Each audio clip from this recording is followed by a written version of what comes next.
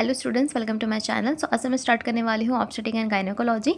सो आज हम सिर्फ बेसिक यहाँ पे देखेंगे, उसके थोड़ा सा इंट्रो। ओके, सो ज़्यादातर लोगों को यही कन्फ्यूजन रहता है what is obstetric and what is gynaecology.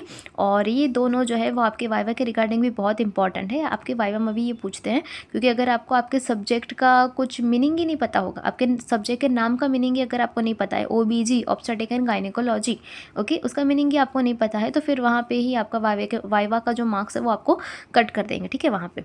सो आज मैं आपको समझाऊंगी। तो ऑब्स्टेटिक क्या है ये आपको एक ही लाइन में यहाँ पे याद रख लेना है। क्या है ऑब्स्टेटिक? जैसे ही आपको ऑब्स्टेटिक पूछे, आपको क्या बोलना है? Study related to pregnancy and its disorder, it's known as obstetric. Obstetric में हम क्या देखते हैं, किसकी स्टडी करते हैं हम? प्रेगनेंसी और इसके डिसऑर्डर के रिगार्डिंग। ओके, प्रेगनेंसी है, फिर प्रेगनेंसी के कॉम्प्लिकेशंस जो कुछ होते हैं, ओके, प्रेगनेंसी के बाद वाली जो कॉम्प्लिकेशंस है like PPH and all that thing. Okay, so हम इसमें स्टडी करते हैं। उसको हम क्या बोलेंगे? उसको हम बोलेंगे ऑब्स्टेटिक्स। ओके, उसको हम क्या बोलेंगे? ऑब्स्टेटिक्स बोलेंगे। ये आपको एक ही लाइन में यहाँ पे याद करना है कि study related to pregnancy and its disorder it's known as obstetric. अभी रिप्रोडक्टिव एज कितनी होती है? तो 15 to 45 ईयर्स। ओके, ये हमारी एवरेज रिप्रोडक्टिव एज है। अब गायनेकोलॉजी क्या है? तो study related to female reproductive system from birth to death including the all ages of female and its disorder. Okay, यहाँ पे हमने क्या बोला? ऑब्स्टेटिक में study related to pregnancy and disorder. यहाँ पे गायनेकोलॉजी में क्या है? Study related to female reproductive system and its disorder. Okay, यहाँ पे प्रेगनेंसी का मतलब यहाँ पे कोई इंक्लूड नहीं है, ठीक है। यहाँ पे क्या है? फीमेल रिप्रोडक्टिव सिस्टम के रिगार्डिंग जितनी भी कंडीशंस है, जितने भी डिसऑर्डर्स हैं, वो हम स्टडी करेंगे। और उस स्टडी को हम क्या बोलेंगे? उस स्टडी को हम बोलेंगे गायनेकोलॉजी, ठीक है। आपकी कोई मेंस्ट्रुअल प्रॉब्लम हो गई, PCOD है, PCOS है, ठीक है, उसको हम क्या बोलेंगे? उस कंडीशन की स्टडी को हम क्या बोलेंगे? उसको हम बोलेंगे गायनेकोलॉजी। वो इसमें कवर होती है गायनेकोलॉजी में। ओके, सो आई होप आपको इन दोनों में डिफरेंस समझ में आ गया होगा। अभी आपको एक लाइन में इसको याद करना है, ठीक है, रट्टा ही मार देना है। Study related to pregnancy and its disorder called as obstetrics. Gynaecology क्या है? Study related to female reproductive system and its disorder that called as gynaecology, ठीक है। अभी एक हम देखते हैं andrology. Andrology, okay, study related to male reproductive system. अभी मेल रिप्रोडक्टिव सिस्टम की स्टडी को हम क्या बोलेंगे? एंड्रोलॉजी, ठीक है। ये भी आपके वाइवा के लिए इंपॉर्टेंट है, ठीक है, तीनों।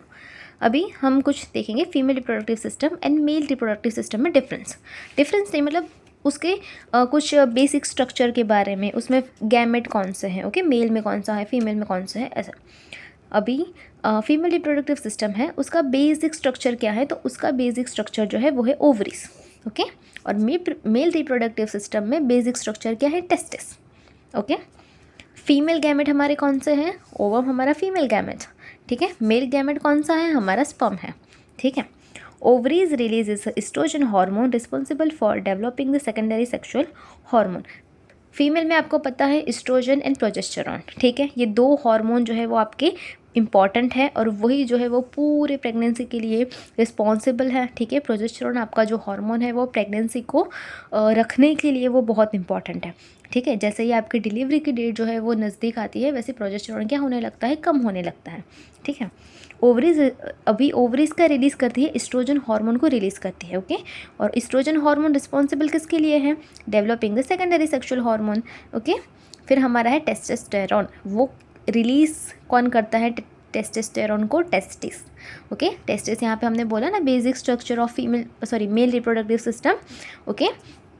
अभी testosterone released by the testis क्या करते हैं? टेस्टोस्टेरॉन को रिलीज़ करते हैं, ओके। अभी ओवम, यहाँ पे हमने बोला ओवम क्या रिलीज़ करता है? एस्ट्रोजन हार्मोन रिलीज़ करेगा। पर ओवम कैसे बनता है? ओवम की फॉर्मेशन कैसे होती है? और उस फॉर्मेशन की प्रोसेस का कुछ नाम तो होगा ना? यहाँ सब है, सब कुछ नाम, सभी को नाम दिया है हमने। ओवम फॉर्मेशन की जो प्रोसेस है, उस प्रोसेस को हम कहते हैं oogenesis, ओके। ये सब आपको डिटेल में आप पीछे जैसे ही हम आगे के टॉपिक्स को देखेंगे तो वहाँ पे ये सारा टॉपिक हमारे आएगा, ठीक है। ओवम फॉर्मेशन की जो प्रोसेस है उसको हम कहेंगे oogenesis, okay. What is oogenesis? Ovum formation of ovum, it's known as the oogenesis, okay. और स्पर्म को फॉर्मेशन को हम क्या बोलेंगे? Spermatogenesis, okay.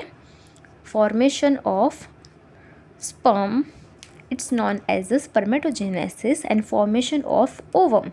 It's known as a oogenesis. Okay, अभी यहाँ पे क्रोमोसोम पे आप ध्यान मत दो, आगे जब हम उसको पढ़ेंगे तब मैं आपको उसको डिटेल में समझाऊंगी.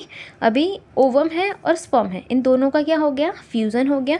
दोनों के फ्यूज़न से क्या बना, जाइगोट बना. ठीक है, और जाइगोट को हमने क्या बोला, फर्टिलाइज्ड हमारा एग. ओके,